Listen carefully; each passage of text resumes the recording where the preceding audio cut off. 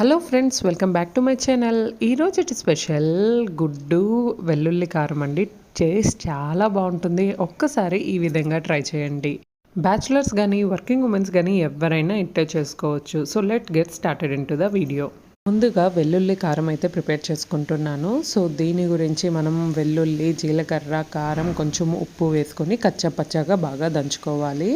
So mixie జార్లో కూడా మనం ఈ మిశ్రమాన్ని చేసుకోవచ్చు. నేనైతే దంచుకుంటున్నాను టేస్ట్ బాగుంటుందని. తర్వాత కడాయి పెట్టుకొని చక్కగా పోపు అయితే వేసుకోవాలి. ఆనియన్స్ బాగా వేగిన తర్వాత ఆనియన్స్ కొంచెం వీడియోలో చూపించే విధంగా సైడ్కి పెట్టుకొని కొంచెం ఆయిల్ వదులుతుంది చూసారా, అక్కడ ఎగ్స్ అయితే వేసుకోవాలి. నేనైతే ఇక్కడ 4 ఎగ్స్ అయితే వేసుకుంటున్నాను 2 మెంబర్స్కి.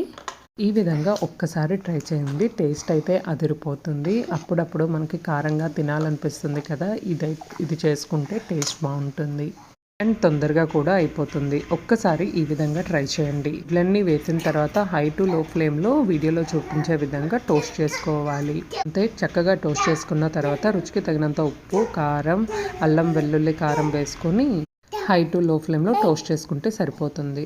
ఐ హోప్ మీకు ఈ వీడియో నచ్చింది అనుకుంటున్నాను. Thank you for watching.